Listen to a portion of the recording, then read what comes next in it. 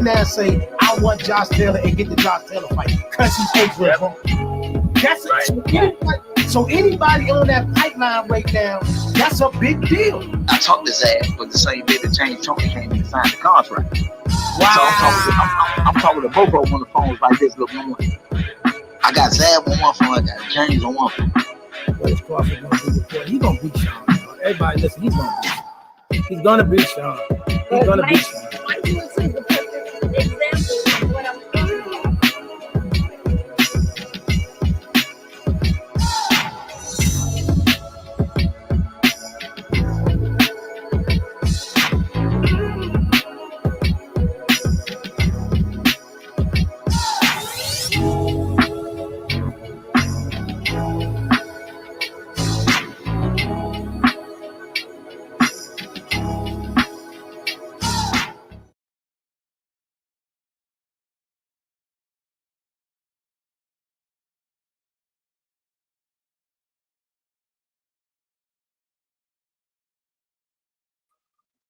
Welcome to Nash Talk Sports, y'all. We're going to do week 2 in review, speak on some of the great matchups that's going on tonight, things of that nature. You know what I mean? You know, those in the comment section, rep your team. You know, what y'all think of the weekend's action, what games stood out the most. You know what I mean?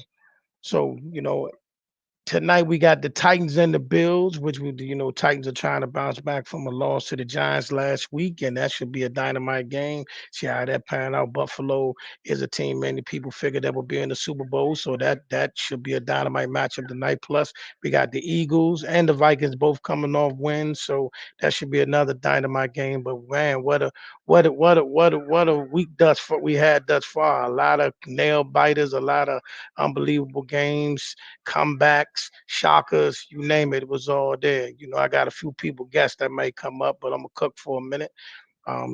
Started out with the Chiefs and the Chargers. They had a banged up game. Both quarterbacks got hit pretty hard, damage, but at the end, a pick 6 by Justin Herbert cost them the game. And, Pat Mahomes did just enough to get that one done. You know what I mean? Let me see what other games. Tua. Many people had a lot of negative things or views of Tua before the beginning of this year, but they thought that maybe Tyreek Hill going down there was a mistake on his part, but man, they really pulled off quite the comeback yesterday against Baltimore, rallying back from 21 points down in the fourth to drop 42 points, in route to beat the Ravens 42-38 in a game where Lamarr put up like 4 or 5 touchdowns himself. He also had a dynamite game showing that he's, making his mark to show his worth. So, I mean, it was just one of those things, man. The defenses let both teams down, but they was able to, put up a game. That might be the game of the year thus far and might be the game of the year at the end of the year. But, Tua put up 6 touchdowns, 469 yards, man. So he's definitely showing everybody that, hey, he's silencing all the doubters with that one. Also, Kyler Murray pulled out, coming back from 20 points down out there against Oakland to slide Oakland to 0-2. You know what I mean? And I'm not sure, Oakland came out thus far against 2 playoff teams, but I'm not sure if you're gonna not sure you need to push the panic button just yet, because they did open up against 2 teams that was in the playoffs last year, but then again, nobody still wants to be 0-2 right now. So could be trouble in Oaktown. AR was able to rally back against the Bears yesterday, to show that, just like told everybody last week, you never know with that guy. Something about week 1, he doesn't always look good on week 1, but he always comes back with a strong showing on week 2. Good defensive performance by the Packers. They went on, to do their thing in that one. Let me shop around. Patriots bounced back with their win. The big fight ignited. It was a low-scoring game with the Buccaneers and the Saints. It was they was like 3-3 for the longest, and then the fight broke out. Lattimore got ejected, Mike Evans got ejected, and that kind of rallied the Buccaneers to go ahead and put their best foot down, and they finally beat the Saints for the first time in the regular season. They go up 2-0. It's a lot of big-time quarterbacks struggling this year. You know what I mean? For some odd reason, the quarterbacks we thought that would be lighting it up or putting their best foot forward, they will be they're not they're not doing what they wanted. They're not doing what we thought they would do. You know, Brady's Brady's defense, the Buccaneers defense is really carrying the Buccaneers right now.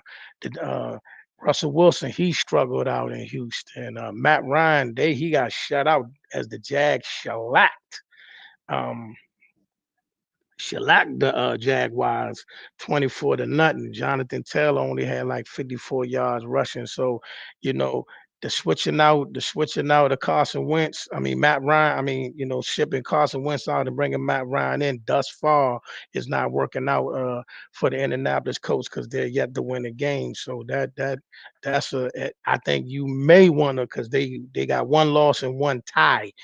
You may want to push the panic button early in Indy, consider the fact they didn't even score a single point yesterday.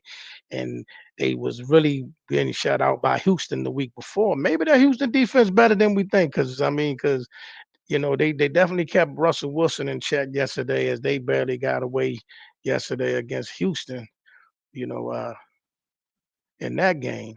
Let me see what else games. Jets got their first win in a long, long time, and they came back to shock the Browns 31-30. It was a lot of comebacks yesterday, a lot of nail biters, a lot of games that looked like they was going to be blowouts, but they ended up being tough games. The Rams was able to hold off against the Falcons, but man, the Falcons had they was shellacking the Falcons at first, and they rallied back. So, like I say, a wacky week in the NFL, week 2, but it's still, some of the teams we thought that would be out there and ahead of everybody are doing their thing. 2-0 for the Chiefs. Chargers, I wouldn't worry about that one loss. They look like they're still going to be a formidable team and maybe a team that sneak into the playoffs or make some noise in the playoffs. But then out in Motown, the Detroit Lions was able to corral the Washington Commanders and what I would consider a shocker. You know what I mean? They was able to come back and they was able to come back out there. The Commanders made a strong comeback in the second half to make it a game.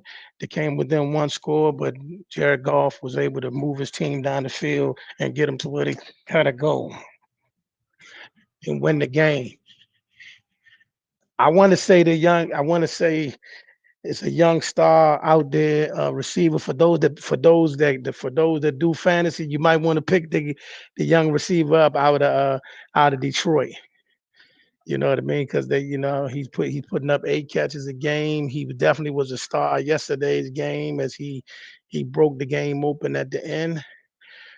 So, if I know on my fantasy team, I got to do a revamp. So, as Jared Goff threw 4 touchdown passes en route to beat the Commanders, and his name Saint Brown.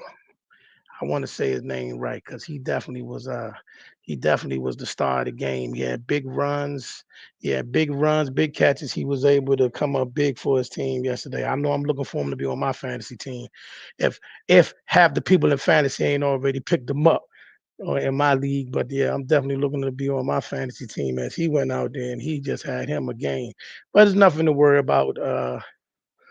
Nothing to worry about if you for the Commanders, man. You bounce back from that one as it gets real next week as they travel, as they meet up with the Philadelphia Eagles, which should be quite the showdown.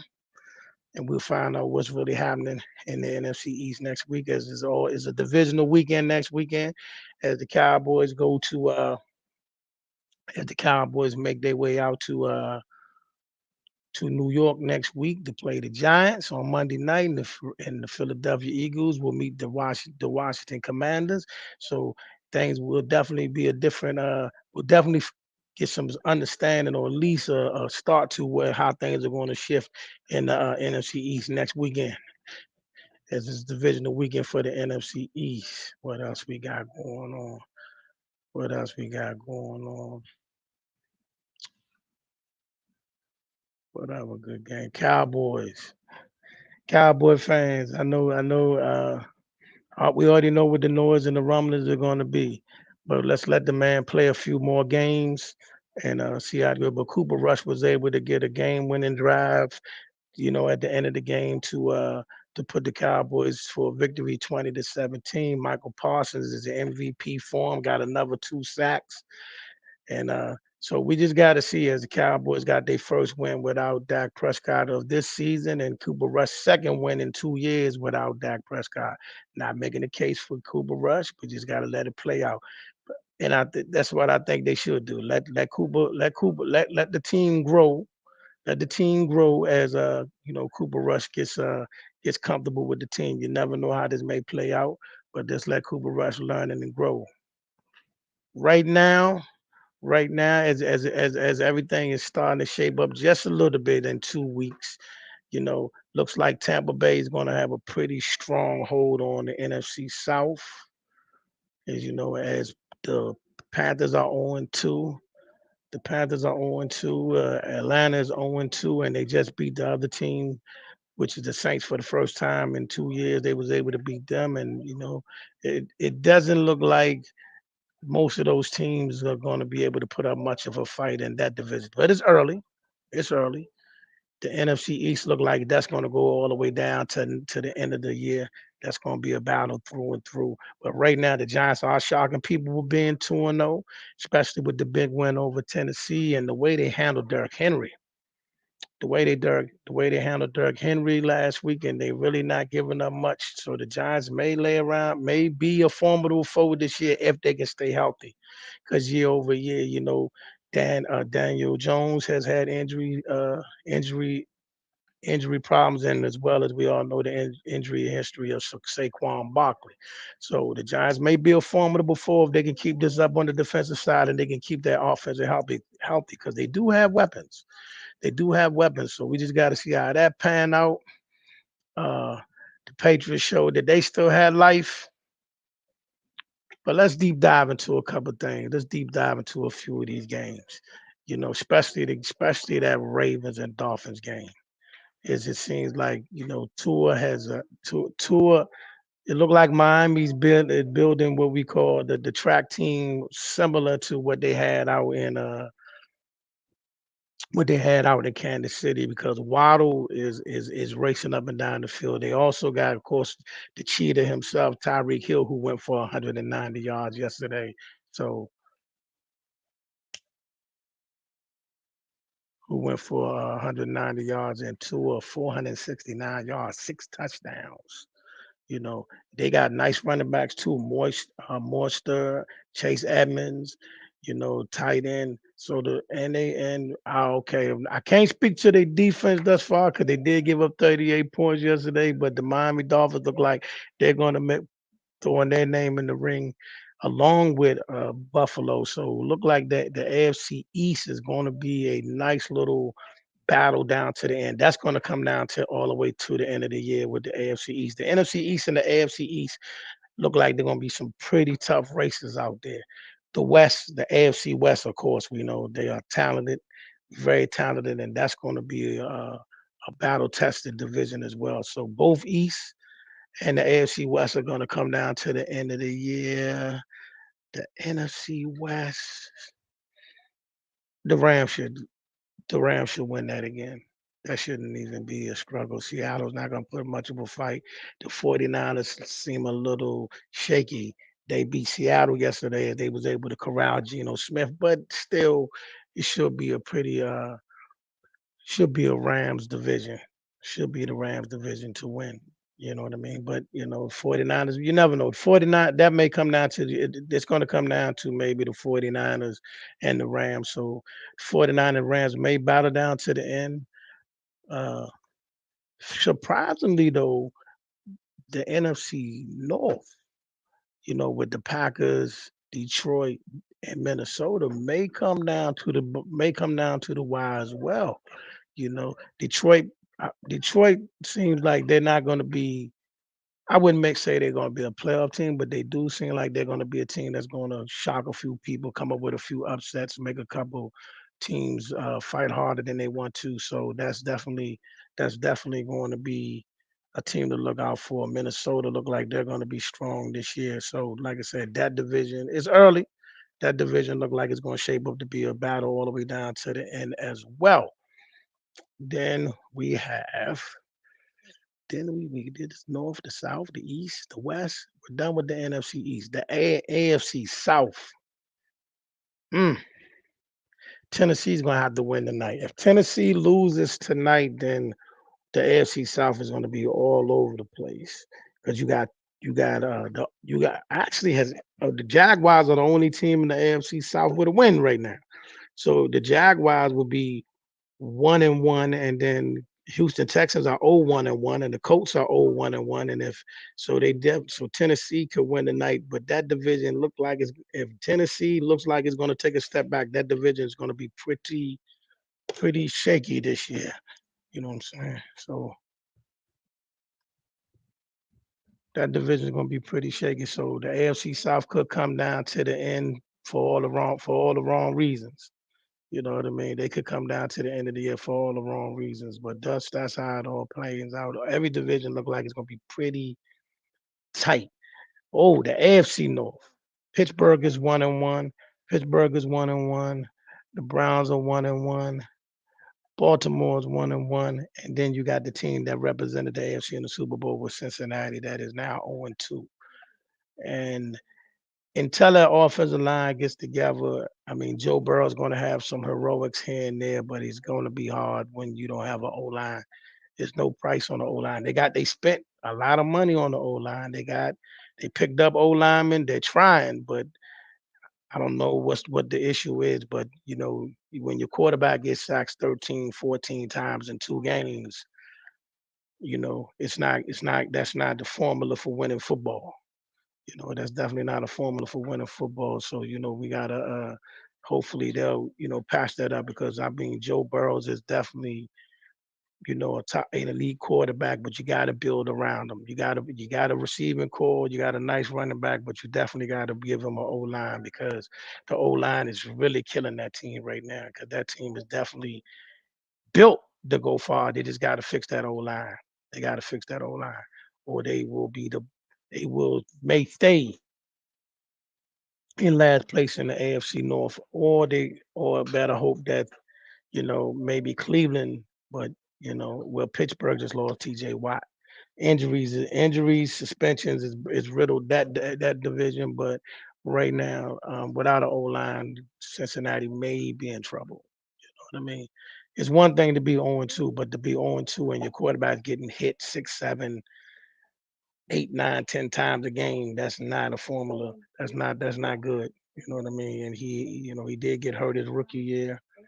So we don't want to see him take them kind of hits because I think Joe Burrow has definitely got the ability to be special in this league. You know. As for so that's pretty much the late in that division. But all in all, pretty good week. Exciting week, plenty of comebacks, high scoring, everything you needed, fights. We had it all. Definitely another stellar week in the NFL. Tonight we got the Titans and the Bills. Tough order for the Tennessee Titans, especially coming off a loss. And you know the way Buffalo looks with the addition of Von Miller.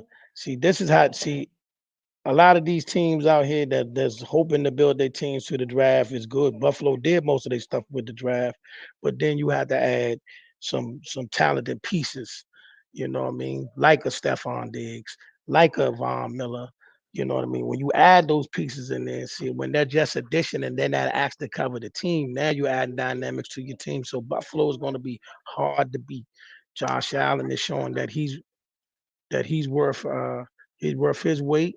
So it's a tall order for Tennessee tonight, especially since you traded another team that traded their number one wide receiver who is playing tonight, but he's playing for another team. So, AJ Brown is playing tonight, but he won't be with the Tennessee Titans and AJ Brown. AJ, without that number one, I mean, you did it for the longest, but you're just putting all the weight on Derrick Henry, and teams are gonna just key on him. And the better teams are gonna just key on Derrick Henry, and it's gonna make it very hard for Ryan Tannehill So Titans got a tall order, not impossible, because Derrick Henry has had his biggest games against this particular team. He's definitely made a name for himself against Buffalo, and he's gonna need to do it again tonight. So, but I picked Buffalo to win that game and to go 2-0 and put the Titans at 0-2. But they on that's even at 0-2, they're only one game behind Jacksonville in that division. So no worries that they'll still be alive and well. The game of the night. What up, man? What up, man? I thought I sent it to you. I thought I sent you an invite. Only got a couple more minutes, but I sent it to you again. Then we got Philly. Then we got Philly and the Vikings. Kirk Cousins going against a familiar foe in the Philadelphia Eagles, who is my pick to win the NFC East. But like I said, the NFC East is going to come down to the end of the year, and who knows what may happen. But Philadelphia is my pick to win the NFC East. I like their defense. I like all the toys that they're giving Jalen Hurts, and he's a threat to run. He got nice running backs, nice tight end, fast receivers, durable receivers. What you think? What I would say, receiver that he can count on. So I like the way Philadelphia is putting that team together. They definitely, I definitely like how Philly doing, and I picked Philadelphia to win tonight. I'm going with Philly tonight. I think a lot. It's the NFC East teams. They know Kirk Cousins. We all know Kirk Cousins. We know Kirk Cousins inside and out. Not taking nothing from Kirk. Kirk has definitely been stepping up and playing a lot better lately. But I'm still going with Philadelphia. Going with Philadelphia to win this one by 10. I got Philly winning this by 10 or 13 tonight. Got Philly winning this game by double figures. So let's get to next week's game real quick. Real quick. Gonna stay with y'all. See what big games we got next week, and then we gonna get up out of here. Catch y'all on the next one. Houston and Chicago. I'm gonna go with Chicago. I'm gonna go with Chicago on that one. Then we got what maybe the battle of the 0-2s. Maybe the battle of the 0-2s. It'll be Las Vegas at the Tennessee Titans. I'm going to take the Tennessee.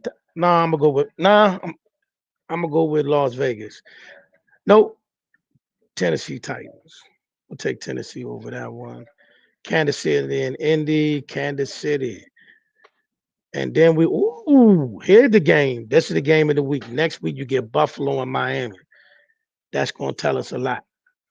That's gonna tell us a lot.